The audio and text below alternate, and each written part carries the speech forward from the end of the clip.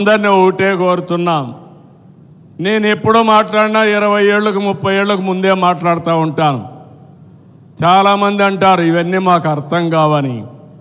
అర్థం చేసుకున్న వాళ్ళు బాగుపడుతున్నారు, అర్థం చేసుకోలేని వాళ్ళు అక్కడే ఉంటున్నారు. ఈరోజు నేను మిమ్మల్ని అందరినీ కోరేది ఒకటే. ఈరోజు ఆధార్ ఉంది. ఏ దేశానికి లేనటువంటి అడ్వాంటేజ్ భారతదేశానికి. డూప్లికేషన్ ఏం లేదు.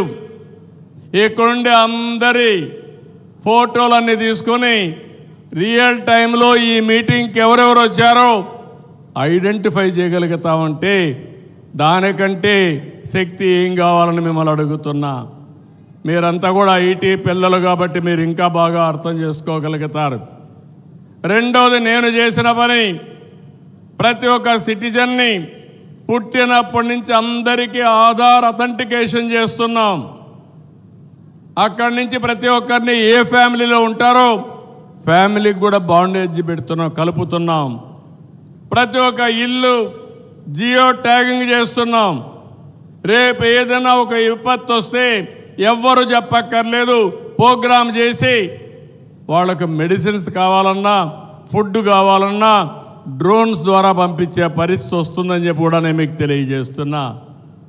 ఇంకో పక్కన ఈరోజు నేను ఒకటే గవర్నమెంట్ ఆఫ్ ఇండియా కానీ గవర్నమెంట్ ఆఫ్ ఆంధ్రప్రదేశ్ కానీ ఇచ్చే సంక్షేమ కార్యక్రమాలు లేకుంటే మనం అందించే సేవలన్నీ కూడా ఇంటిగ్రేట్ చేస్తున్నాం.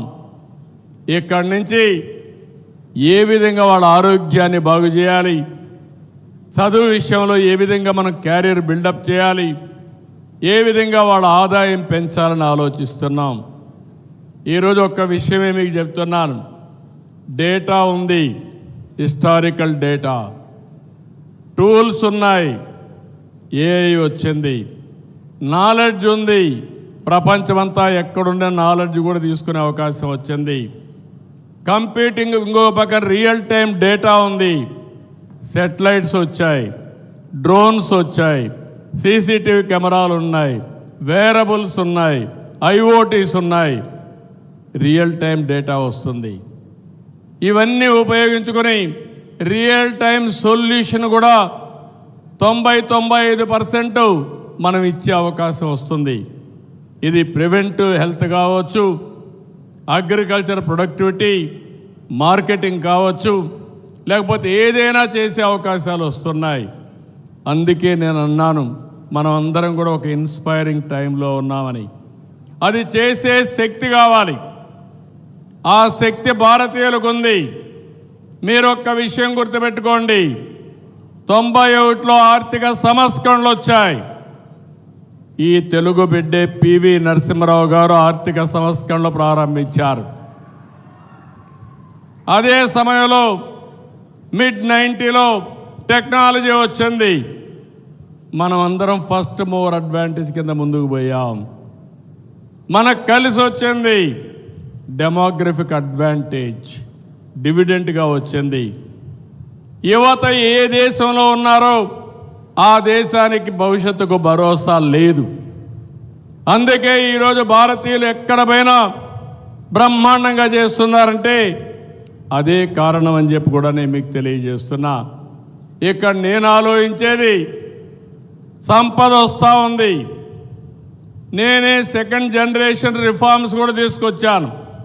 పవర్ సెక్టర్ కానీ ఇన్ఫ్రాస్ట్రక్చర్లో తీసుకొచ్చాం. దీనివల్ల ప్రజలకు బెనిఫిట్స్ వచ్చాయి, కొంతమందికి డబ్బులు వచ్చాయి. దీనివల్ల ఆర్థిక అసమానతలు పెరిగాయి. ఎన్టీ రామారావు గారు ఎప్పుడో ఒకటి చెప్పేవారు,